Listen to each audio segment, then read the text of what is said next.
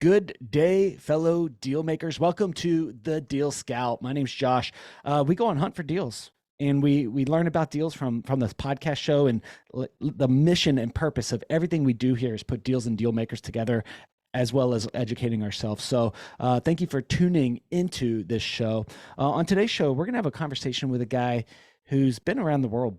And he's written a book about it, and I'd like to learn about the journey. And he talks a lot about investing and impact. So that's something that's important to me. So, guys, let's welcome Kurt to the show. Kurt, welcome. Hi, thanks for having me. Excited to talk with you about deal making and kind of my journey and how I can kind of share my experiences with others. Yeah, man. So I'm reading your LinkedIn, which I still have a pending LinkedIn request from you, by the way. I'm still waiting for you Oh, to accept it. oh, sorry. Yeah, that you're that's the way that we'll share you with the world here. But I was reading through and I'm fascinated by all the things that you've done, traveled the world and Japan and Africa, and it seems like this global mission is important to you. So why don't like why? Tell me why the world is so important to you. Oh, I started off just really curious about Asia, the Japan culture in college, and uh, I think it was that time when Nintendo had gotten big and the car companies were blowing up. And my dad had worked for a company that was acquired by a Japanese company. And so he kind of was telling me that, globalization was here to stay. And the Japanese were certainly very aggressive investing in the US. So I just thought, well, you know, it would be worthwhile to get to know the world a little bit after college or, and study abroad. So I went to Japan. I actually took English and studied Japanese, and then just saw the growth of Asia. So I decided to stay out, work in Hong Kong, and then I spent some time in China. But I really just started to fall in love with what I learned from different cultures and the way of life that was so different, especially in Asia. And it was more just a personal preference where I just like I really like being in different places and seeing different things and eating different food, and it just just grew on me. And the more I come back to the states, the I wouldn't say I get bored, but like it just, it's a different, we live a very different lifestyle than the rest of the world. Um, and, it was less, sometimes in some cases less interesting, right? Like if you're in maybe in Tennessee or South Carolina, North Carolina. Now, of course, 20 years later, the US has changed quite a bit with food, the, diversity of food and people.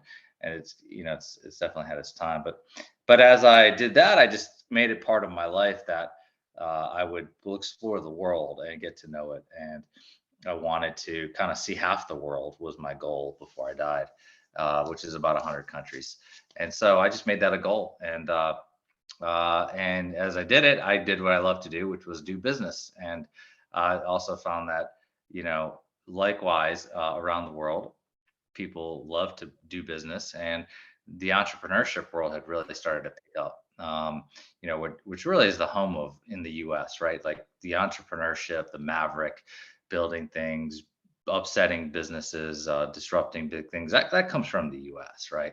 And that's really one of our strengths as a country. And and people started to see, hey, we can do that in our countries, right? And it was fun just to get involved with these aspiring entrepreneurs, do deals with them in some cases, and just see that explode around the world as I traveled, and I did see it in many places, whether it was China, India, even in Japan, which really didn't bring its entrepreneurship back into the last decade. I mean, Japan was not an innovative company for the last 30 or 40 years. The innovation really happens in the big corporates, right? The Sonys and the Mitsubishis, but their innovation had gotten really lackluster. So now that entrepreneurship scene has finally exploded in Japan. And so it's been fun just to watch that and be around those people, no different than us, who are doing it to make their countries better. And in a lot of ways, they look towards us in the U.S. to find the ideas, to find the motivation and the inspiration, and to say that, hey, we can, as an entrepreneur in any of these countries, any of these places, we can disrupt, we can succeed. And they come to the U.S. too for the capital, for the ideas, and stuff. So So anyway, I guess that's kind of the history of the world travels, um, and I hope anyone, anyone who's doing whatever, there's probably somebody in countries across the world trying to do what you're doing. So I Yeah. probably would love to hear from you too. That's what So, some nothing I've learned. in all your travels, you said you had it kind of as a life goal to hit at least half the countries. How many did you hit so far? And you're not dead yet, thank God. Like, just you're with us here. How many countries have you hit? I think about 85 right now. So Really? got about 10 or 15 to go. Wow, awesome. All right. So how did you and I, when we were in the green room before hitting record, we were talking a little bit about, the pandemic and transitions and how, it kind of like made everybody be in a space of transition. Like, how has that affected your travel, your business, your life?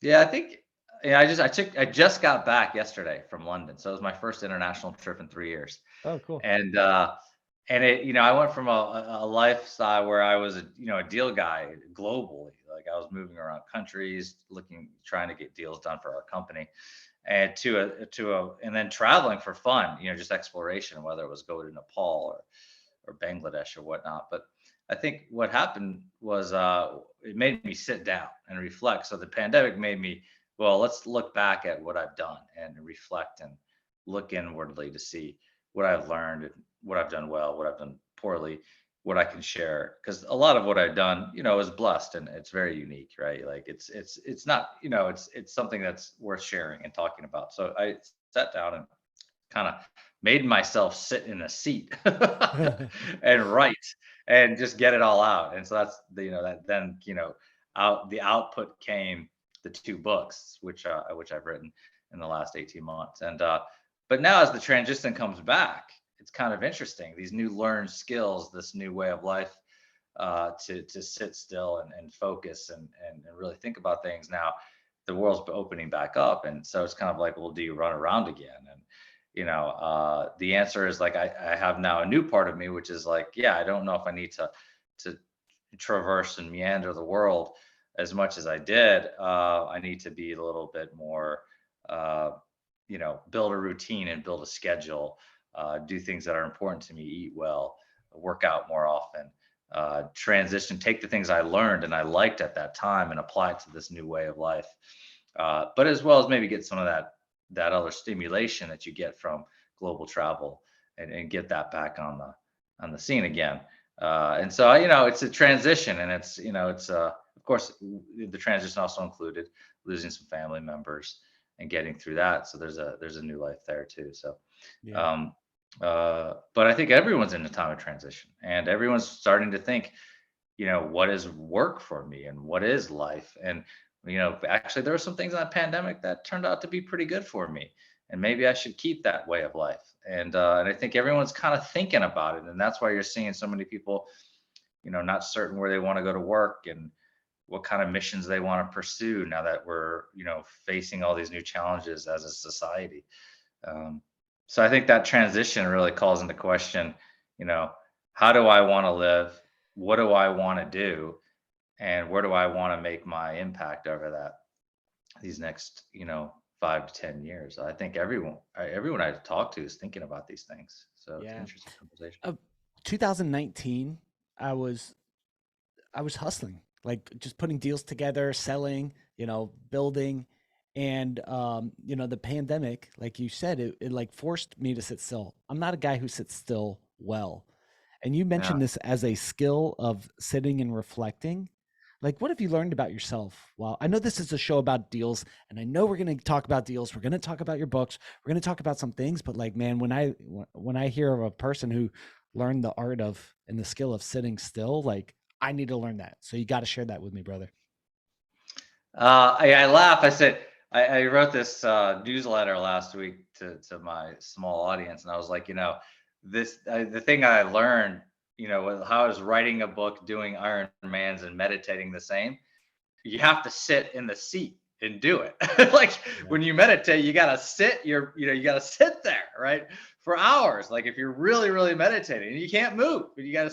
And if you're gonna write a book, you gotta sit there. Like you can't go run around. You gotta 2-3 hours a day. you're sitting there with yourself, your mind, your thoughts. And if you do an Ironman, you got to sit on that saddle and you got to pump through that bike, right? Yeah. And so I started just to think that, like, getting through that idea of sitting and doing is just as powerful as running around talking to people, getting on the next flight, being in face person, because that is the time when you're really producing your own thoughts, producing your own creativity, producing your own product, so that now when you do go talk to somebody, you really got something unique to say. And I think the most powerful thing that I can come out with that time sitting, whether it was meditating, taking that 20 minutes and really just sitting there with myself and getting comfortable. Now, when I think and I go out and talk to people,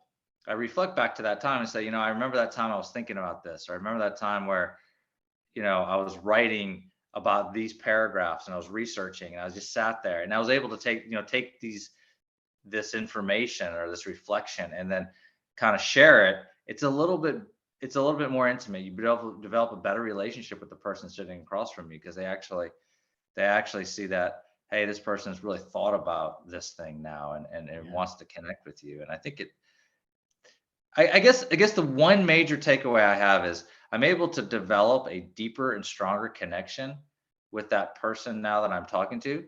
than when I was doing deals. I could come across transactional. Like, I didn't come across as genuine and authentic. And I think now today I come across a little bit more authentic. And I think that's the biggest difference. Man, that's so cool.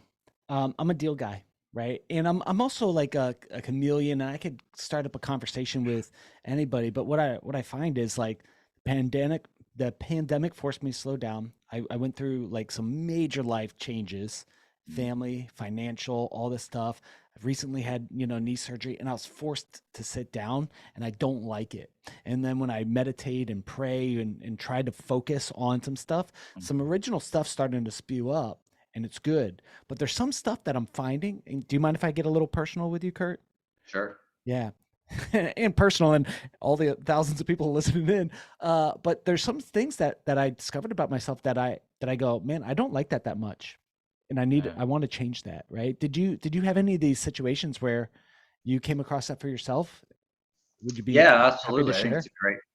I think it's a great when you do pray and you do meditate and you do any of these spiritual kind of self-reflection things, the you do discover there's things about you don't like, and or you did, and you're like, that wasn't really who am. Like, that's not how I want to be Yeah. perceived. And I think it's actually in my first book, Finding Soul, I talk about how I didn't like that person I was. And that's why I was like, I'm gonna take off for a while. I'm not gonna do this. I'm not gonna do any deals. I'm not gonna do any business. I'm gonna go to Africa and I'm gonna see what it's like to live, to see what that country's like, the continent is like.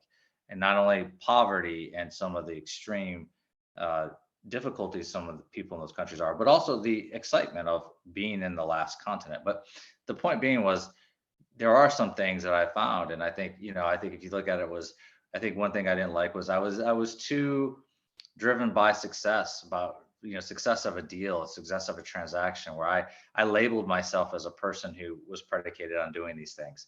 And I learned to say that, hey, that's not me. That's what I like to do. And like, then the next question is, well, why do I like that? Like, what is good in that? And the thing is, like, yeah, like, actually doing deals is a wonderful thing. Like, you get people to work together. Like, you Mhm. connect people who thought differently previously. Like, you bring people together, and that's a powerful thing. And we do it in terms of a business transaction, which is actually a wonderful thing to do in most cases, in 99% of the cases. uh, but but then again, I had to really think about what was it I didn't like about myself. And I think I worked too much. I didn't respect myself enough when things didn't work out. That, hey, sometimes things don't work out, and sometimes I realized one thing I didn't like about myself was I would push too hard. I'd push people too hard. I'd make round holes fit in square pegs.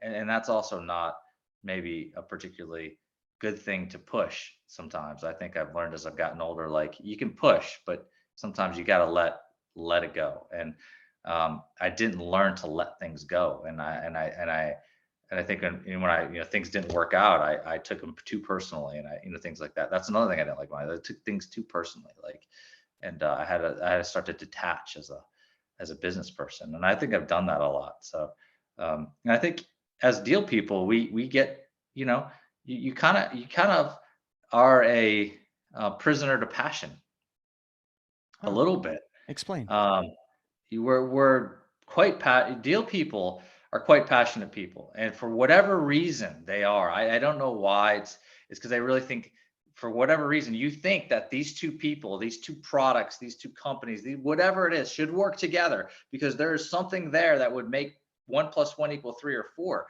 You really believe that. The other parties may not, and so you're driven by this passion that sometimes doesn't come across to other people who might be more driven by rationale or whatnot, and you got to be careful about that a little bit. So, and then your failures and your losses, you take it personally. Yeah. Anyway, those are just some of the thoughts. So you wrote a book called Finding Soul, and that was kind of like in your approach when you went to Africa of like, who am I? And as I'm going and traveling around, like, what am I finding and why am I doing these deals? Like, were you kind of like writing this as a journal? Is that how it kind of became? Yeah, there's quite a bit of, like, hey, I'm sick of doing deals for Silicon Valley companies. I'm just sick of this, like, and I want to go do something I haven't done. So I was like, I'm gonna go see Africa because I've never seen Africa, but I don't want to do deals. I just want to go learn about nonprofits. And then, of course, what happened? You do I got deals with back the into doing nonprofits. deals because, like, that's what I do. And like Yeah. I'd go to the entrepreneurship accelerators, and they're like, "Hey, how did you do these deals?" And I'm like, "Okay, like, let me explain to you how I did these." And I started making presentations about how we do deals and sales deals and business development deals in the U.S. And so then I started to realize, though I started off in the journey, I was like, I don't want anything to do with it. It didn't take me 3 or 4 months later where I was back at it, and Yeah. I was just doing it in a different world, and it had a different mission. It was like, I'm going to teach all these people who have not had the opportunity to do what I've done, and show them how we did it and how I did it, and let them go do it. And a lot of them went off and have gone off and started doing their own business deals and things like that, because Africa's getting to be a hot scene right now. So Yeah. You could take the guy out of the deal room, but you can't take the deal out of the if you're a deal guy, it doesn't matter whether you're serving in a nonprofit, an advisory role or whatever. You're always gonna there's something about us, I think, in the identity of putting people and things together because you want to see something created. Like I get a high when that happens. Like I like it. But you mentioned on the flip side, dude, it could really hurt your feelings, right? Like we're not supposed to have feelings, we're men, but like it could really burn you. You could take it personal, not learning how to detach from the deal. So how did you start to learn that? Because in your LinkedIn, it talks about dancing with the big deals. Like a big deal is a dance, and I'd love for you to explain your metaphor of that or simile. I don't remember, but there's a dance. But yeah, how do you learn also how to detach from the dance when it's not working, when you're stepping on each other's toes or something? What are your thoughts? I think how do you get the big deal to dance, right? Which Yeah, is, you used to call it how do you get the elephant to dance, or I called it how do you get the lighthouse to dance in this book.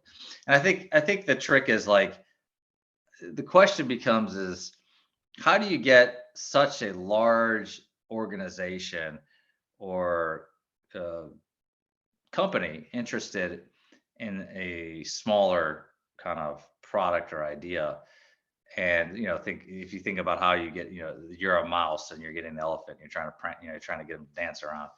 um, it takes an immense amount of work, as from the right product to the right, you don't in typical sales, you need 7 touch points is like the number to close a deal or something. I don't know what the number is, yeah, but for this you need 70, yeah, seven, maybe seven, maybe 700, like, and you need multiple people working on it, and you just have to relentlessly continue with it.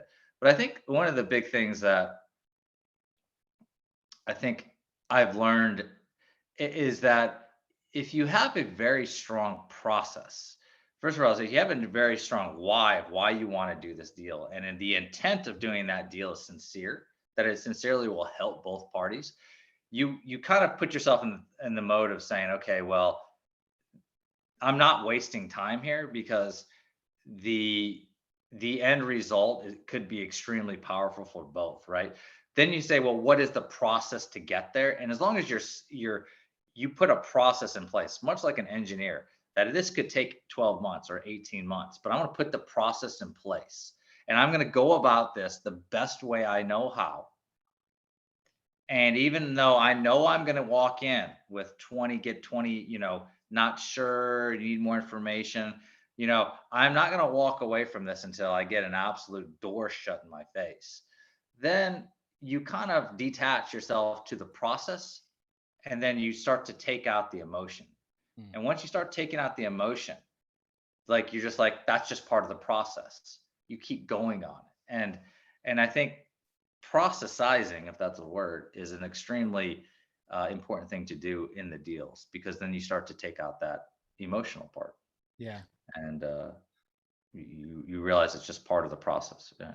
So on the show, we've talked, with lemonade stands to SPACs, right? Special purpose acquisition companies, billion-dollar acquisitions and Sure. such like that. So we've talked about all sorts of different types of deals. What do you kind of determine as a big deal or not? Like, give us an idea on like some of the deals that you were working on and like the type you were working on. Yeah. I mean, I think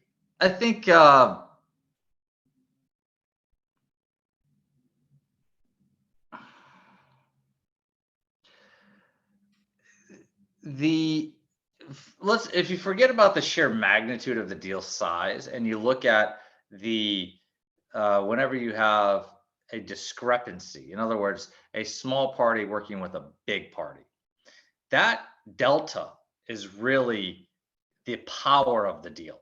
Okay. So regardless if it's a SPAC with Chamath, who's already whatever worth, and he's out there manipulating XYZ people and thinking, here, go invest in this SPAC at 15 times revenues. To me, that's not even that interesting of a deal. And that's not even successful. Like, I don't think that's interesting, nor is it successful. Like, because it's a billionaire manipulating millionaires and billionaires. And to me, that's just not interesting. Like, but where the interest is when the lemonade stand is saying, hey, I got something sweet, and this is something unique. And now I'm going to sell that lemonade. I'm going to package that thing up, and I'm going to put it in every convenience store in the country. And I cut this deal with maybe, I don't know, Safeway or Whole Foods. Now that is the deal that I want to learn about.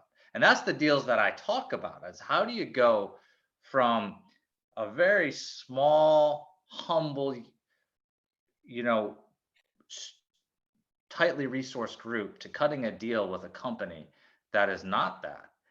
And that's what Navigate to the Lighthouse is really about. How do you go from cutting deals that were, when we started, we did the really first deal we did, brought in, and I'll tell you the story.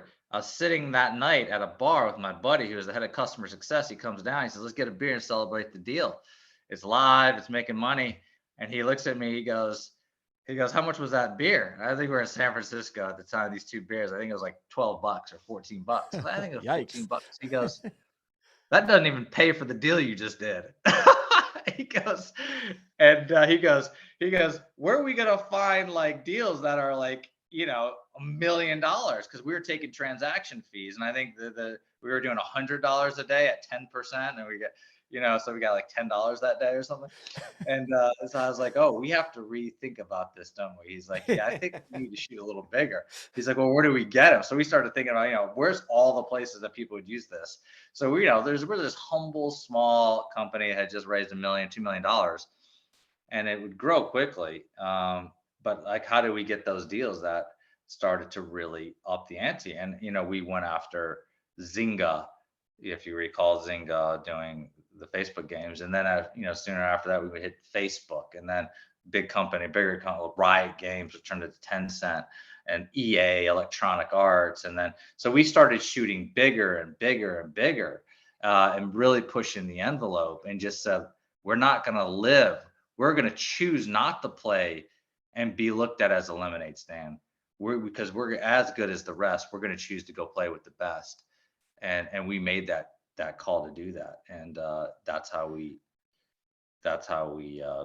survived and grew the business. Super Um, cool. So the first deal you guys were making, you guys were on the West Coast where everything is really expensive, but a $10, $12 beer, $15 beer, and and you're like, wow, we have to go sell 20 transactions to pay for our beer night tonight. We gotta go, we gotta go bigger, right? But that's yeah, it's scary, right? There's something about in a deal making. This is what I've seen after interviewing a bunch of people, and please let me know if this resonates or if I'm way off track because I might be wrong. There's something about like when you do little transactions, it's a little easier. When you start getting into bigger transactions, you start bucking up against like internal self worth, all sorts of stuff, right? And there's this like, can I go ask for big money? Do I have the confidence to go do that? Like, what are some of the things? And if I'm wrong, please let me know. But did you guys experience in those kind of like internal growths of going from small transactions to going asking for big money? Like, what was that process there? that's a good question. I think a lot of entrepreneurs have that self-doubt, maybe a bit of imposter syndrome. I don't know if Yeah. it's used in that case, but um, the is should I be working with them? Should I be talking to them? How do I talk to them? Especially when you're younger and you're looking at people who might be a decade older than you. Uh, and so that question prevails. But I think that's part, one of the answers to that is how you, I call it sell to your team in the book. And now I get to the lighthouse. I talk about getting your team excited. And when your team is on board with what you're doing and they want to go after bigger, larger, more impactful things, then it becomes a lot easier to answer that echo because you got a team behind you and they're going to support you. And but if you're a lone maverick, it is very hard to do that. And that I will say it's very hard to overcome that. Like sure you can get out there and knock on doors all you want, but if you're kind of running solo by yourself, that's kind of a scary place to be. um, it's hard because you're going to come up against a lot of friction. You're going to come up against a lot of questions and demands of your service. So make sure you got a support group behind you, however that looks: investors, team members, staff, whatnot. So that's my best suggestion. That's so good. Listen, I wear baseball caps or flat caps, V-neck t-shirts or whatever, but when I roll into a meeting, my business partner always has like a 10-piece suit on and he ups the ante and like he just looks always so sharp and he's very astute business guy. But when I was back in the day running as a solopreneur selling into stuff, I could get a deal closed. I'm a decent sales guy, but like having a team and where people see you as a part of a unit, like there was something there. And my business partner believes in me 100%. So it was like, you're right, man. Like selling when the team believes in something, you got a team working towards it. That's such a great idea, like reflection that you had. Like talk to us about navigate to the lighthouse. That's the second Let me book I add read. one more thing. As a solopreneur, Yeah. something I've been doing now for the last year or two in my Katie Alive blog and books. Yeah. And I find it like really hard. Like I have so much more respect for these people who get out there on their own and are podcasting and putting themselves out there. Like uh usually most people are doing it with a really positive intent. Not everyone, but most people Yeah. are really trying to help others, trying to bring, people together, trying to, even overcome some of the issues that we've had over the pandemic. But, I would urge those people, get some people behind them, get people on their team. Even if it's other solopreneurs, just saying, hey, look, we're going to be on your team and we're going to back you. And if you need to say, hey, yeah, we're going to have like a union and we like, the four of us are going to kind of be a team, but we're going to be Yeah. doing it independently and we're going to support each other. Like that, I highly recommend that. Like, because I've actually asked as I've been doing this alone. I'm like, hey man, do you want to be part of my team? Like, do I'll send you some, contacts. I'll throw stuff your way, help you build your audience if you do it with me. And, I think it helps. Yeah, I ran solo for a long time and I would never go back to that. There's a ancient proverb. It talks about like if you want a clean barn, have no animals. But if you want a big field, you need resources. You Uh, need Good. heartbeats. And that creates a messy stall. but it's just like you need people and animals and resources, and you need things to build, but it gets messy. Solopreneur is, for me, it's a some people could do it. I can't do it. I didn't have the rounded skill set. When it comes to skill sets, like what would you say is your business superpower? You're deal guy, you've been in international deals, you built a really successful business. Like, what's your superpower? The last time somebody asked me that question, I didn't get the job. Well, you got the job with me already. We're already on a team now. All right. Okay.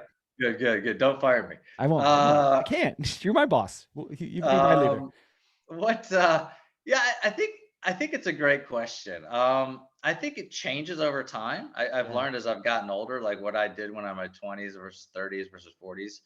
Um, but I think the one thing is two or three things. One is I tend to be pretty honest and just kind of what's happening and what's going on and what's not going on with what I'm doing. I think there's some power in that, Yeah. especially when you're doing deals. Is sometimes I think I talk about it in the book too, of just saying, don't be afraid to tell where you're weak, right? Because that actually tells your partner you're being honest and that you can't. So many people want to sell everything and just, and say they can do it all, which or do everything for that Yeah. person. But it's okay to say I actually am weak here, like, but I'm getting better or things are getting better. So I think honesty is helpful, and I think I'm really the other thing is I'm very very astute or analytical on what differentiates, and if you're not differentiated, really working hard to be differentiated, um, and being kind of um, you know unforgiving in that, because there's so much of same but different that that is not interesting. So really try to, whatever you're doing, try to really come at something with a uniquely different thought process, product, angle, that, and don't be afraid to be a contrarian, right?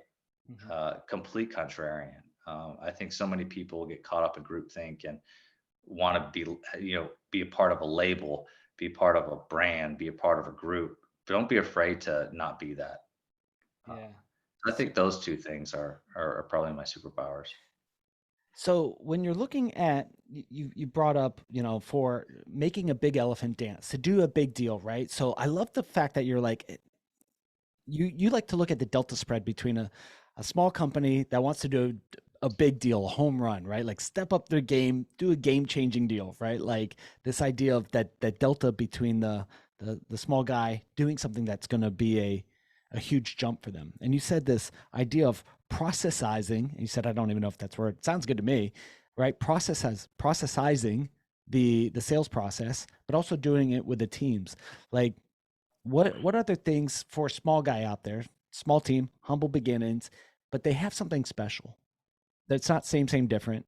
They really have something special and they have to go play big because it's that kind of product. So let's ask this question. What kind of products must have, what kind of groups and products must think big? And what are some of the things that they can do to learn to dance with the elephants or make the elephants dance? I think I think one of the things it's great to be an entrepreneur right now. So differently than ever before, is that you have the ability to reach a global audience Yeah. very fast. And big companies, which 15 years ago wouldn't talk to you unless you were somewhat equivalent to their size, are all looking for innovative, upstart, kind of tree shaking entrepreneurs, right? Um, and so it's a great time to think big, and whether you, and then you also be, think about the industry in which you're operating, climate right now, the adoption of anything that is helping the environment, not just climate, the environment as a whole. So many companies will listen to at the moment.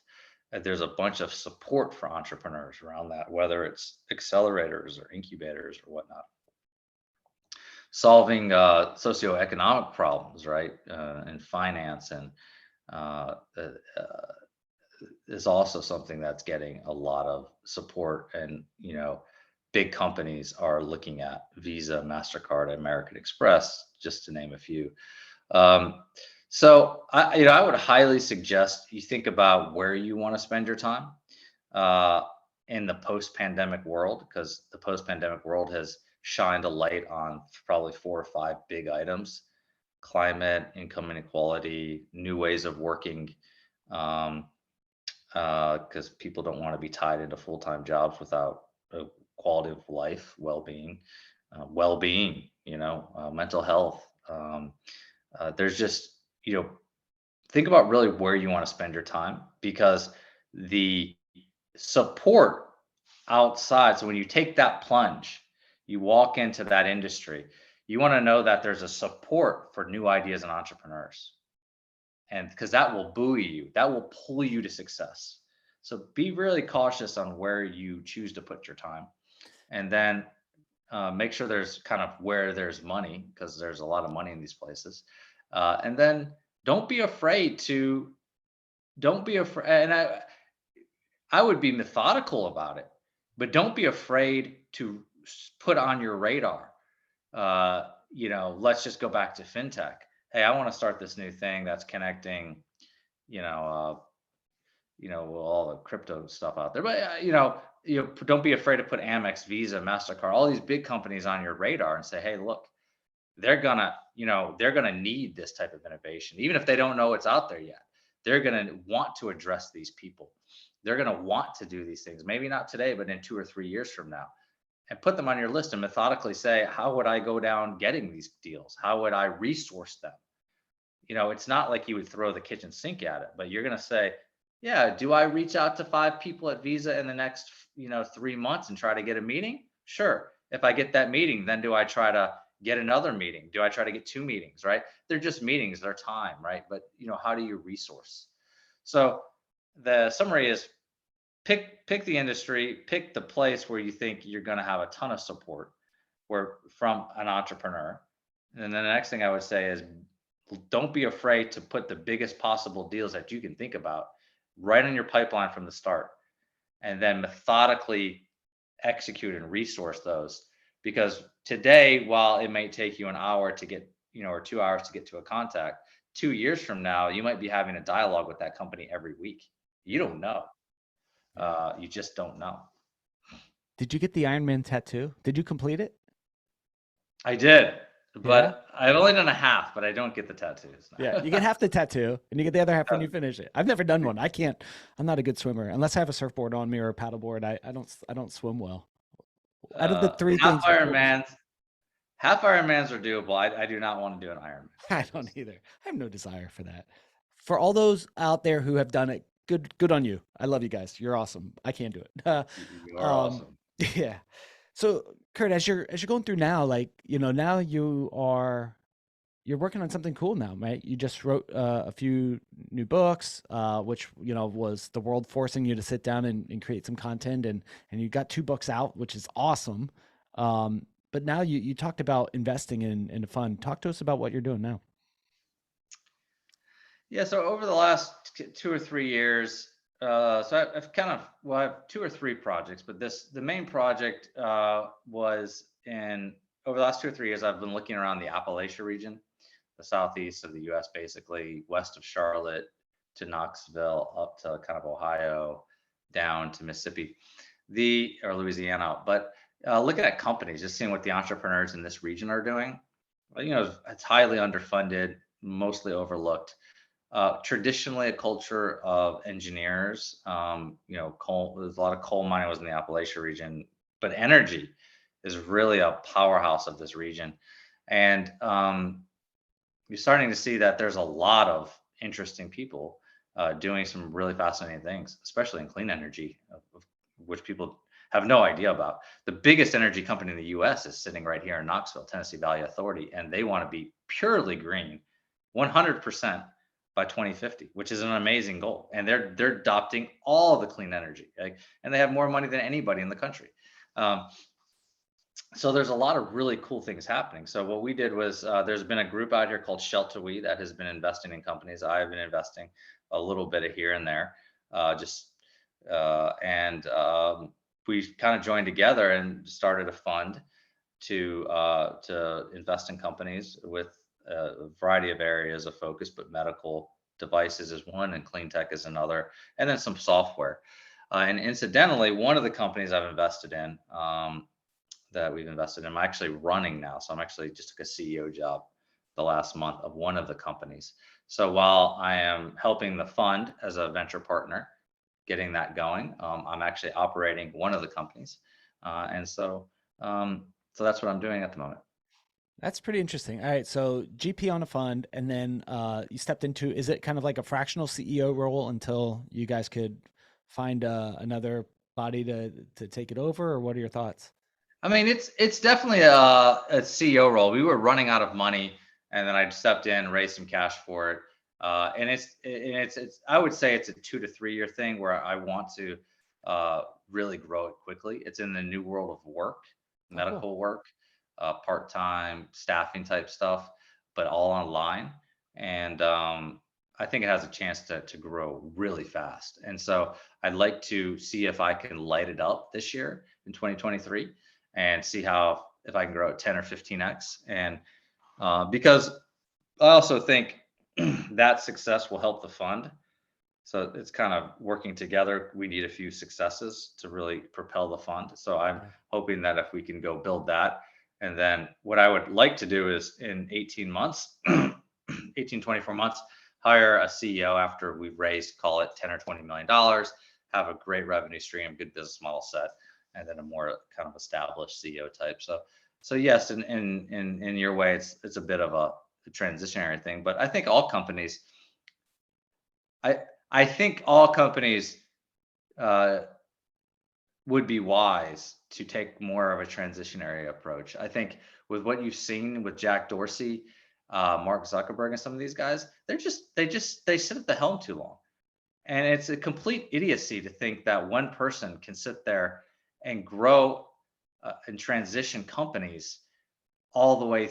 It just doesn't make sense. Like Yeah. there are hungry people. There are smart executives all over the place who would chomp at the bit to get a shot to run a company, and they wouldn't even take the salaries. And I just think I think what you're seeing in Silicon Valley. Don't get me sidetracked here, but it is. I am so happy these companies are getting decimated because they're lazy.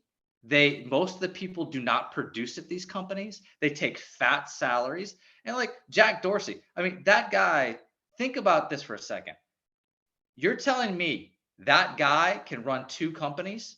Twitter has been the most unsuccessfully companies in the last decade. Their stock price has not gone up. They've not innovated. They've not changed the platform. But he wants to sit there and he wants to go on 10-day meditations. But the board can't fire the CEO and bring in. You're telling me there's not somebody in Silicon Valley out of all these Stanford and Harvard dudes and all these Ivy League guys who can't come in and run Twitter better than him? Are you telling me? I mean, it just blows my mind, right? So I guess, and back to the point is, I want to give my company all I can give it in 24 months. And then I want to find somebody who can come on top of me and say, I'm going to give it all I can give it for the next 3 or 4 years. And then I think that's the way companies probably should be run. Like, probably is a better way to run a company, right? I don't know. It's my opinion. Yeah, tell Don't, me, tell me what you really think, man. So I love this. So how long did you spend in working on Silicon Valley businesses? I just did one. I mean, I went back after I lived in Asia for 6 years. I worked at a investment firm, and then I went to this company called Boku, where I was the first business hire. And that company went through a lot of ebbs and flows. It was a struggle, and that's what this book is about. It was not the story of a unicorn. In fact, we were 60% of Facebook revenues at one point. We actually buoyed the entirety of Facebook's platform, which was unbeknownst to many. Of course, we never became that successful, but we're one of the middle companies, the untold stories, the ones that you don't hear about, the companies that sit in the middle that just operate which is 90% of Silicon Valley, they get stuck. A lot of them get stuck in the chasm. So we talk about this crossing the chasm. And I talk about navigate to the lighthouses. This is how you cross the chasm. You get stuck. You're stuck in your 2, 3, 4 years, and you're churning and pounding your head against things, and you don't know where to go. But then you got to say, well, look, maybe I just got to shoot for bigger stars and just throw caution to the wind and just say, if the company goes down, it goes down, but it not because I didn't shoot for the stars. But I'm not going to sit here in the chasm. And I call it purgatory. I'm not going to sit in purgatory. I'm either going to get to heaven or I'm going to go down. So I think so many people get scared of that. So this story is the untold story of those that don't cross the chasm. This is the one is how do you cross the chasm? And so I think over the last 10 years, a lot more companies have succeeded. But don't kid yourself. There are dead carcasses all over the street in Silicon Valley of companies that just hang out with 40, 50 people, and they're twiddling their thumbs, not knowing what to do. Yeah. Oh man, it's stalled out, right? It's plateaued. They're no longer innovating. They're no longer growing, and that's such a dangerous place to be in. Man, so many questions about boards, about who should have rights to fire the CEO. What kind of superpower and super votes should they get, and how to do that? But we're running out of time there, Kurt. For the Well, thing, and that's by the way, that's a great topic. I'm actually taking this board class right now, and I just think it's something that as a society, it's not getting talked about. But as a society, especially if you're older and you have kids and you want to see the society they want to come into, how corporate governance is one of America's biggest strengths. And if we don't clean that up as a society, I do fear that we are going to lose innovation.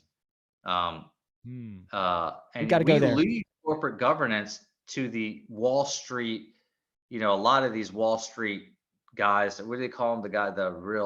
The one guys who kind of shake everything up, and they're billionaires. There's good in that, actually. It's harsh. What do they call those guys? The vultures or something?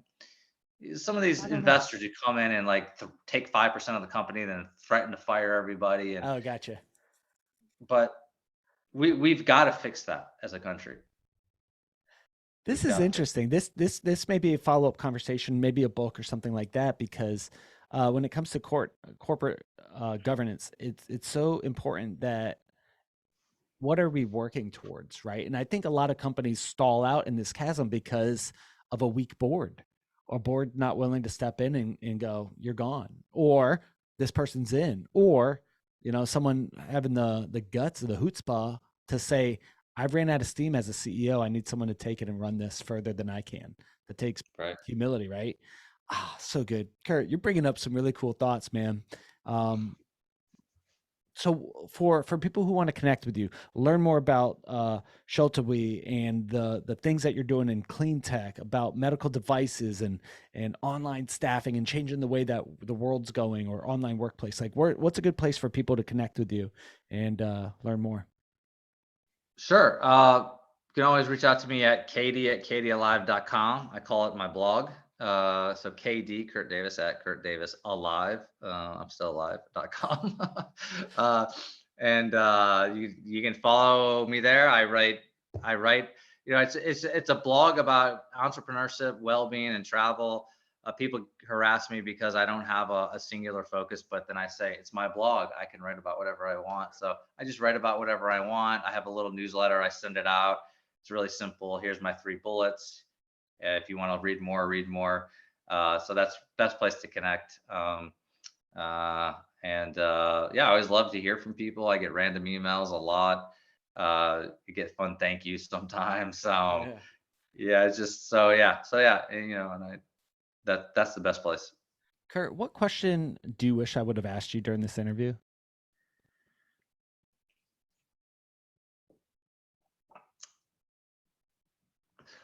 Why do you do deals?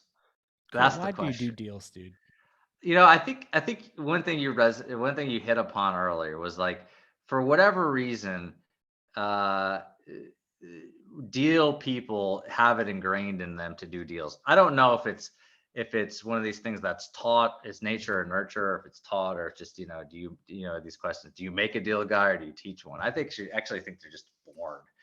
Um, and I think, I would say, like, own up to it if you're a deal person. Don't back down to it. Like, deal people are the people who change the world. Like, connecting people, connecting products, connecting cultures, connecting whatever. It's so powerful, and it's rare, and it's unique, and it's it's uh it's it's you know benevolence meets courage, because it takes a lot to put yourself out there. Uh, and so I think I do it because, well, to be honest with you, not a lot of people do it. And when you do close a deal, that feeling is really great. And I encourage people who, are sitting there, like, get tired or get sick of it. Take time off for yourself. Know how to refill the system yourself. Know how to refill your tank and get back out there, because always ask yourself why you're doing what you're doing. If it's just purely for money, I would say that's not a good reason. Try to find something a little bit deeper. And when I say that, I said, yeah, I did deals because I actually thought connecting the world through business development and technology could help a lot of people. And in many ways, we did help people, by connecting telcos and payments and stuff like that to Apple and Sony and Spotify and Facebook. I mean, it may not have cured diseases, but it certainly helped economies and, liquidity to the extent that we could. So think about your why, and, you know, have a good reason to do it. So I gotta ask one more question. All the places out of the 85 countries that you've been to, or 80, whatever the number was, the number one food that you're like, if I could go back there and visit that restaurant and eat that meal, what was it? What was it, the it, best meal it's ever? it's a great question, because in my blog, Katie Alive, I used to have a blog called Eat in Japan. And I took all the posts and I put it in Katie Alive. So if you go to the Japan section, you can see every hundred and some restaurants I ate at. Yeah. I always laugh because, you always remember the place you ate at. Like, Yeah. you can go, you can not visit a place, be like, there's this restaurant that was in this corner. It was so good. Like, Yeah. uh, I've been fortunate to eat at some really amazing places. I would say some of the best food is, Chengdu, China. Sichuan has amazing spicy fresh food. And then I would say, sushi restaurants in Osaka, Japan. Um, and I would Warm say, sake or cold sake? um, it depends on the type. If you go higher end, you want to stay colder. If you go kind of lower end, you want to go warmer. So if you I go, like sake. So, by the way, if you ever want to get me a gift, I like sake. if you ever want to, yeah, send me your address. Junmai Daiginjo, I would go with cold. So that's the high end Jun. That's the highest filtered, very white. Sorry, very clear. Yeah. If you go just Daiginjo or just Junmai, I would stay warmer. Awesome. Awesome. Awesome. Awesome. Dude, I loved our conversation today, Kurt. Thanks for coming on. Fellow deal makers, man, this idea of chase or crossing the chasm of, like, sometimes we need to go big. Sometimes you need to throw caution in the wind and go for it. So my encouragement to you, as always, is reach out to our guests and say, hey man, we're a company that we need to cross this chasm, or we're gonna die in this valley here, and we need to go big. Kurt, can you help us? Right? Send me a book, buy a book, whatever the case may be. Reach out to our guests and find a way to do a deal with the mission and purpose of the show, like we started.